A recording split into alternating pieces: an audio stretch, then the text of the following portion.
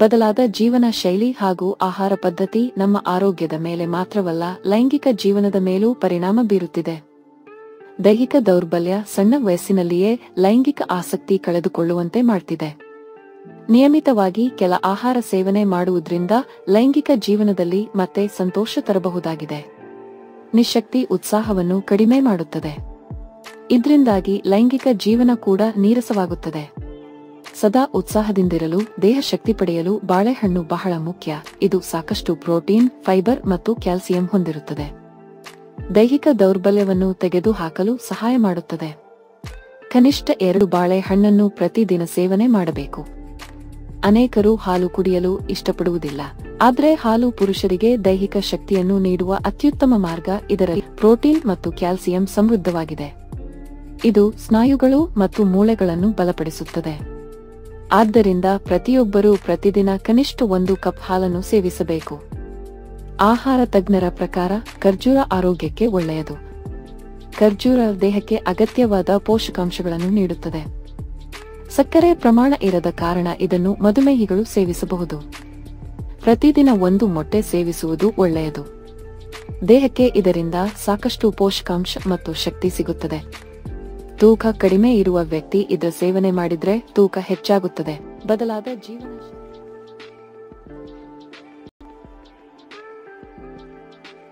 ಲೈಂಗಿಕತೆ ಅಥವಾ ದೈಹಿಕ ಮಿಲನವು ಒಂದು ವಿಶೇಷ ಭಾವನೆ.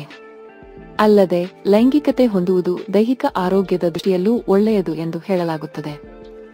ಇದು 2 ಹೃದಯಗಳ ಭಾವನಾತ್ಮಕ ಸಮ್ಮಿಲವಾಗಿದೆ.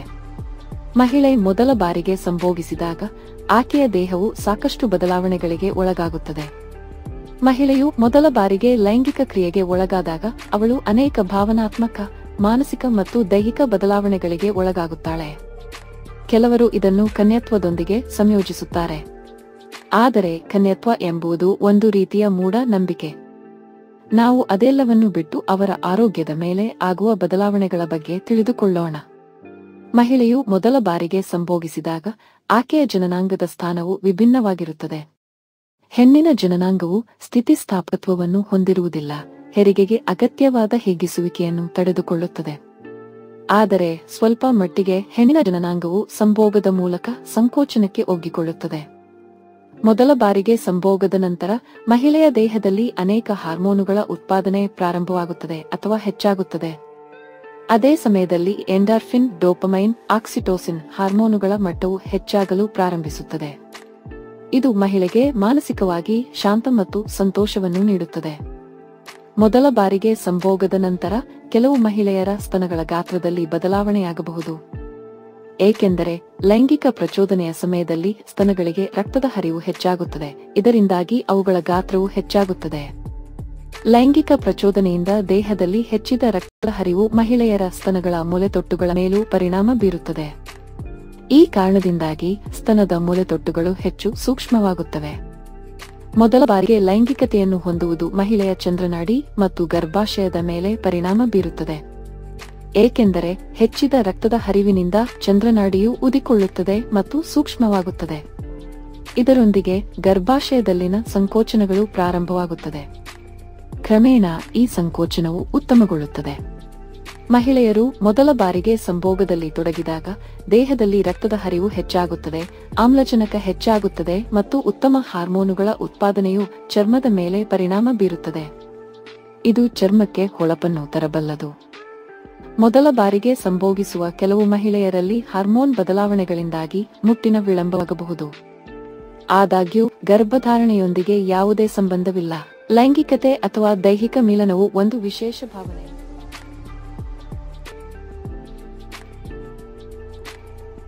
ಪುರುಷರ ಖಾಸಗಿ ಅಂಗದ ಗಾತ್ರದ ವಿಚಾರವಾಗಿ ಮಹತ್ವದ ಅಂಶಗಳ ಬಗ್ಗೆ ತಿಳಿದುಕೊಳ್ಳುವುದು ಬಹಳ ಮುಖ್ಯ. ಅಲ್ಲದೆ ತೃಪ್ತಿಕರ ಲೈಂಗಿಕ ವಿಷಯದಲ್ಲಿ ಶಿಶ್ನದ ಗಾತ್ರ ಯಾವ ರೀತಿ ಪರಿಣಾಮ ಬೀರುತ್ತದೆ ಎಂಬ ಅಂಶವನ್ನು ಇದೀಗ ತಿಳಿಯೋಣ ಬನ್ನಿ.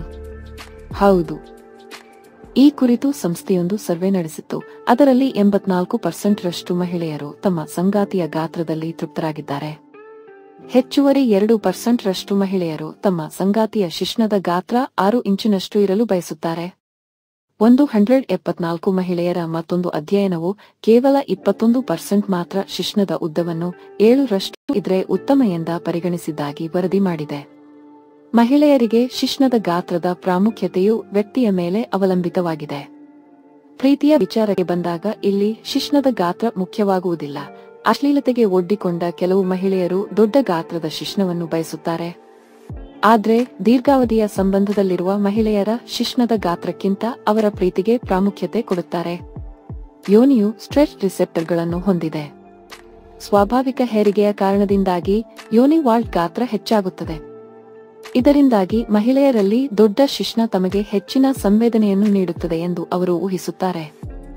ಆದರೆ ಕೆಲವು ಮಹಿಳೆಯರು ದೊಡ್ಡ ಗಾತ್ರದ ಶಿಶ್ನ ನೋವುಂಟು ಮಾಡುತ್ತದೆ ಅಂತ ಹೇಳಿಕೊಂಡಿದ್ದಾರೆ. ಅಲ್ಲದೆ ಇನ್ನು ಕೆಲವು ಮಹಿಳೆಯರು ಬಹಳ ಚಿಕ್ಕ ಗಾತ್ರದ್ದು ಸಂತೃಪ್ತಿ ನೀಡುವುದಿಲ್ಲ ಎಂದು ಹೇಳಿಕೊಂಡಿದ್ದಾರೆ. ಲೈಂಗಿಕತೆಯ ವಿಷಯಕ್ಕೆ ಬಂದಾಗ ಅದು ದೊಡ್ಡದಾಗಿದ್ದರೆ ಉತ್ತಮವಾಗಿರುತ್ತದೆ ಎಂಬ ತಪ್ಪು ಕಲ್ಪನೆ ಕೆಲವು ಮಹಿಳೆಯರ ತಲೆಯಲ್ಲಿದೆ. ಆದರೆ ಅದರ ಗಾತ್ರಕ್ಕಿಂತ ನಿಮ್ಮ ಮನಸ್ಸು ಬಹಳ ಮುಖ್ಯವಾಗುತ್ತದೆ. ಏಕೆಂದರೆ ಇದು ನೀವು ನಂಬುವ ಮತ್ತು ಊಹಿಸುವ ಎಲ್ಲವನ್ನೂ ಅವಲಂಬಿಸಿರುತ್ತದೆ.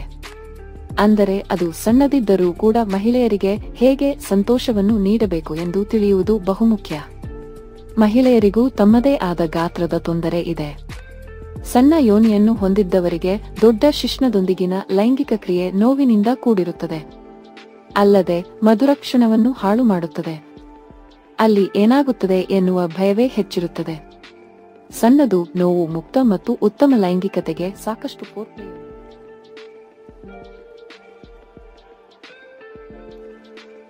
ದೇಹವನ್ನು ಆರೋಗ್ಯವಾಗಿಡಲು ಕೇವಲ ಆರೋಗ್ಯಕರ ಆಹಾರವನ್ನು ಸೇವಿಸುವುದು ಸಾಕಾಗುವುದಿಲ್ಲ.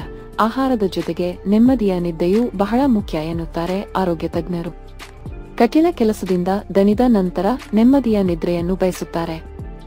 ನಿದ್ರೆ ನಮ್ಮ ಆರೋಗ್ಯದ ಮೇಲೆ ದೊಡ್ಡ ಪರಿಣಾಮ ಬೀರುತ್ತದೆ. ಆರೋಗ್ಯಕರ ದೇಹಕ್ಕೆ 8 ರಿಂದ 9 ಗಂಟೆಗಳ ನಿದ್ದೆ ಬಹಳ ಮುಖ್ಯ. ಇದಲ್ಲದೆ ಕೆಲವರು ಬಹಳಷ್ಟು ನಿದ್ರೆ ಮಾಡಲು ಮತ್ತು ದೀರ್ಘಕಾಲದವರೆಗೆ ಹಾಸಿಗೆಯಲ್ಲಿ ಇರಲು ಇಷ್ಟಪಡುತ್ತಾರೆ. ಚಳಿಗಾಲದಲ್ಲಿ ಅನೇಕ ಜನರು ಬೆಚ್ಚಗಿರಲು ದೊಡ್ಡ ಹೊದಿಕೆಗಳ ಅಡಿಯಲ್ಲಿ ಮಲಗುತ್ತಾರೆ. ಈ ಸಮಯದಲ್ಲಿ ದೇಹವನ್ನು ಚಳಿಯಿಂದ ರಕ್ಷಿಸಿಕೊಳ್ಳಲು ಅನೇಕ ಜನರು ದಪ್ಪ ಬಟ್ಟೆಗಳನ್ನು ಧರಿಸುತ್ತಾರೆ. ಆದರೆ ಈ ಚಳಿಗಾಲದಲ್ಲಿ ದೇಹದ ಮೇಲೆ ಬಟ್ಟೆ ಹಾಕದೆ ಮಲಗುವುದರಿಂದ ದೇಹಕ್ಕೆ ಹಲವಾರು ಲಾಭಗಳು ಸಿಗುತ್ತವೆ ಎನ್ನುತ್ತಾರೆ ಆರೋಗ್ಯ ತಜ್ಞರು. ಚಳಿಗಾಲದಲ್ಲಿ ಬೆತ್ತಲೆಯಾಗಿ ಮಲಗುವುದರಿಂದ ಅನೇಕ ಪ್ರಯೋಜನಗಳನ್ನು ಪಡೆಯಬಹುದು ಎನ್ನುತ್ತಾರೆ ವೈದ್ಯರು. ರಕ್ತ ಪರಿಚಲನೆ ಸುಧಾರಿಸುತ್ತದೆ. ಚಳಿಗಾಲದಲ್ಲಿ ಬೆತ್ತಲೆಯಾಗಿ ಮಲಗುವುದರಿಂದ ಹಲವಾರು ಪ್ರಯೋಜನಗಳಿವೆ. ದೇಹದಲ್ಲಿ ರಕ್ತ ಸಂಚಾರ ಸುಧಾರಿಸುವುದೇ ಮೊದಲ ಲಾಭ ಎನ್ನುತ್ತಾರೆ ಆರೋಗ್ಯ ತಜ್ಞರು. ರಾತ್ರಿಯಲ್ಲಿ ಬಿಗಿಯಾದ ಬಟ್ಟೆಗಳನ್ನು ಧರಿಸುವುದರಿಂದ ಅನೇಕ ಜನರ ರಕ್ತನಾಳಗಳಿಗೆ ಹಾನಿಯಾಗುತ್ತದೆ. ಇದರಿಂದ ಕೆಲವರಿಗೆ ಆರೋಗ್ಯ ಸಮಸ್ಯೆಗಳು ಬರುತ್ತಿವೆ. ಆದರೆ ಇಂತಹ ಸಮಸ್ಯೆಗಳಿಂದ ದೂರವಿರಲು ಪ್ರತಿದಿನ ಬೆತ್ತಲೆಯಾಗಿ ಮಲಗುವುದರಿಂದ ಒಳ್ಳೆಯ ಲಾಭ ಸಿಗುತ್ತದೆ ಎನ್ನುತ್ತಾರೆ ಆರೋಗ್ಯ ತಜ್ಞರು. ಇದಲ್ಲದೆ ಅನೇಕ ಜನರಲ್ಲಿ ಬೆತ್ತಲೆಯಾಗಿ ಮಲಗುವುದರಿಂದ ದೇಹದಲ್ಲಿ ಆಮ್ಲಜನಕ ಮತ್ತು ಪೋಷಕಾಂಶಗಳ ಮಟ್ಟವನ್ನು ಹೆಚ್ಚಿಸುತ್ತದೆ. ಇದರೊಂದಿಗೆ ನೀವು ಹೊಳೆಯುವ ಚರ್ಮ ಮತ್ತು ಆರೋಗ್ಯಕರ ಕೂದಲನ್ನು ಪಡೆಯುತ್ತೀರಿ. ದೇಹದ ಉಷ್ಣತೆಯನ್ನು ನಿಯಂತ್ರಿಸಬಹುದು. ಚಳಿಗಾಲದಲ್ಲಿ ಬಟ್ಟೆ ಇಲ್ಲದೆ ಮಲಗಿದರೆ ದೇಹದ ಉಷ್ಣತೆ ನಿಯಂತ್ರಣದಲ್ಲಿರುತ್ತದೆ ಎನ್ನುತ್ತಾರೆ ಆರೋಗ್ಯ ತಜ್ಞರು. ಅತಿಯಾದ ಬೆವರುವಿಕೆಯಂತಹ ಸಮಸ್ಯೆಗಳನ್ನು ನಿವಾರಿಸುತ್ತದೆ. ಇದರೊಂದಿಗೆ ಒಣ ಕೂದಲಿನ ಸಮಸ್ಯೆಯೂ ಬರುವುದಿಲ್ಲ ಎನ್ನುತ್ತಾರೆ. ಬಟ್ಟೆ ಇಲ್ಲದೆ ಬೆತ್ತಲೆಯಾಗಿ ಮಲಗುವುದು ದೇಹದ ತೂಕವನ್ನು ನಿಯಂತ್ರಿಸಲು ಸಹಾಯ ಮಾಡುತ್ತದೆ. ಜೊತೆಗೆ ಕ್ಯಾಲೋರಿ ಮತ್ತು ಕೊಲೆಸ್ಟ್ರಾಲ್ನನ್ನು ಸುಡುವ ಅಂಶಗಳು ದೇಹದಲ್ಲಿ ಉತ್ಪತ್ತಿಯಾಗುತ್ತವೆ. ಇದರೊಂದಿಗೆ ದೇಹದ ಉಷ್ಣತೆಯು ಸ್ಥಿರವಾಗಿರುತ್ತದೆ. ಇತರೆ ಆರೋಗ್ಯ ಸಮಸ್ಯೆಗಳು ಇವರನ್ನು ಬಾಧಿಸುವುದಿಲ್ಲ ಎನ್ನುತ್ತಾರೆ ಆರೋಗ್ಯ ತಜ್ಞರು. ಚರ್ಮದ ಸೋಂಕಿನಿಂದ ಪರಿಹಾರ.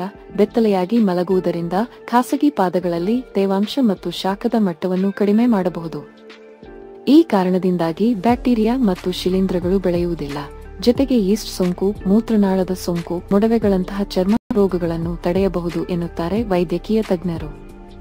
ಇದರ ಜೊತೆಯಲ್ಲಿ ಅನೇಕ ಜನರು ಸೋಂಕುಗಳು, ಕಿರಿಕಿರಿ, ಊತ, ಗಾಯಗಳು ಮತ್ತು ದದ್ದುಗಳಿಂದ ಪರಿಹಾರವನ್ನು ಪಡೆಯುತ್ತಾರೆ. ಮನಸ್ಥಿತಿ ಸುಧಾರಿಸುತ್ತದೆ. ಬಟ್ಟೆ ಹಾಕದೆ ಮಲಗಿದರೆ ಸುಖ ನಿದ್ರೆ ಬರುತ್ತದೆ ಎನ್ನುತ್ತಾರೆ ಆರೋಗ್ಯ ತಜ್ಞರು. ಇದು ಒತ್ತಡದಿಂದ ಉಂಟಾಗುವ ಅನೇಕ ರೀತಿಯ ಸಮಸ್ಯೆಗಳಿಂದ ಪರಿಹಾರವನ್ನು ನೀಡುತ್ತದೆ. ಇದರೊಂದಿಗೆ ಮನಸ್ಥಿತಿ ಮತ್ತು ಮಾನಸಿಕ ಆರೋಗ್ಯವೂ ಸುಧಾರಿಸುತ್ತದೆ. ಹಾಗಾಗಿ ಮಾನಸಿಕ ಸಮಸ್ಯೆಯಿಂದ ಬಳಲುತ್ತಿರುವವರು ಬೆತ್ತಲೆಯಾಗಿ ಮಲಗುವುದು ತುಂಬಾ ಒಳ್ಳೆಯದು. ದೇಹವನ್ನು ಆರೋಗ್ಯವಾಗಿ